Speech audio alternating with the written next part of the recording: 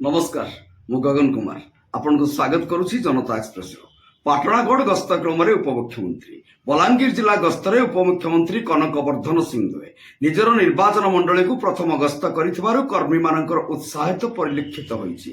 बलांगीर पाटणागढ़ आसुथुवा बेले बांधवाड़ी ठारे एक बाइक रैली रे से तांकु पाछटी आनिथिले। तांकु गाँ मानकर फूलमाला दे लोक माने पाद धोई देइथिले। पाटणागढ़ पहुंची विभिन्न मंदिर दर्शन करथिले। पाटणागढ़र विभिन्न संगठन व्यक्तिविशेष दलीय कर्मी मानकु स्वागत करथिले। तापरे खपराखोर और लाठर अभिमुखे से बाहरी थिले। गौतम गंभीर हेले टीम इंडिया रो नुआ हेड कोच। पूर्वतन ओपनिंग बैट्समैन गौतम गंभीर टीम इंडिया रो नुआ हेड कोच भावे नियुक्त होइछन्ती। मंगलवार बीसीसीआई सचिव अमित शाह ए नै घोषणा करथिले। 42 वर्षीय क्रिकेटर नियुक्ति नै घोषणा हेबा परे गंभीर निजर प्रतिक्रिया दैछन्ती। गंभीर कहिछन्ती भारत मोर परिचय, निज देशर सेवा करिबा मो जीवनर सबुठारो बड़ सौभाग्य रही आसीछि। भिन्न भूमिकार भारतीय टीम को फेरी निजको सम्मानित अनुभव करुछन्ती। हेले एबे भी मोर लक्ष्य पूर्व भली भारतीयों को गौरवान्वित करिबा रहिबा नील रंगर जर्सी पिंधिथिबा खेलाड़ींको उपरे 140 कोटी भारतीयों को स्वप्न रहिछि एवं मु सेही स्वप्न को साकार करिबा लागि निज तरफरु सब प्रकार चेष्टा करिबि बोली से कहिछन्ती। पहंडी बेले अघटन को नहीं दुख प्रकाश कले मुख्यमंत्री। आड़प पहंडी बेले खसी पड़िले बड़ ठाकुर बलभद्र। चारमाल उपरे हामुड़े पड़िले बड़ ठाकुर। पहंडी विजे नीति समय चारमाल उपरु झुंकी पड़िथिले बड़ ठाकुर। सेवायतों गोड़ खसी जिबारु खसी गले एही बड़ ठाकुर। आहत हेले 5 जन सेवायत। आहत सेवायतों को मेडिकल रे भर्ती करा जायछि। आज चतुर्धा मूर्ति को आड़प मंडी रे विजय होइछन्ती। चक्रराज सुदर्शन परे प्रभु बलभद्र आड़प विजय होइछन्ती। वर्तमान एही घटना को नहीं दुख प्रकाश करिछन्ती मुख्यमंत्री मोहन माझी। मुख्यमंत्री मोहन आईन मंत्री को तुरंत पुरी जाई स्थिति अनुधान करने को निर्देश देइछन्ती।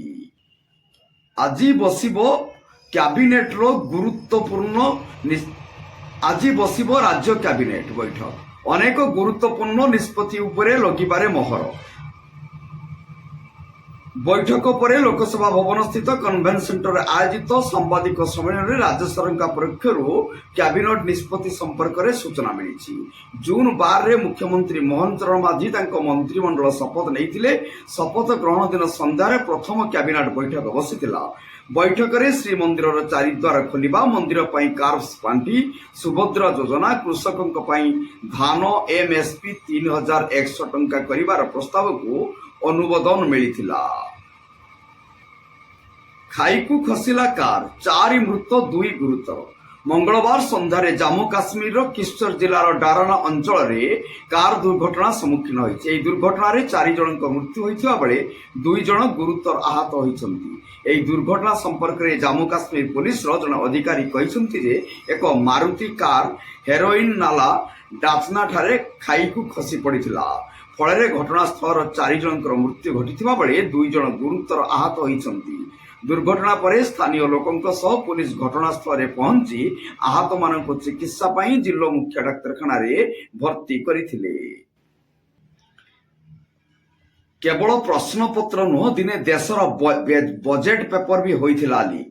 सारा देशर एबे नीट पेपर लीक को नहीं चर्चा जोर धरिछि। नीट पेपर लीक नहीं सारा देश उठुछि पड़ुछि। जातीय राजनीति सुप्रीम कोर्ट संसद रे यहाकु नहीं विवाद तेजिबार लागिछि। परीक्षा रे व्यापक अनियमितता सह प्रश्नपत्र लीक चारिआडे चर्चार केन्द्रबिंदु पलटिछि। तेबे देशर केवल प्रश्नपत्र नुह देशर बजेट भी लीक होइछि।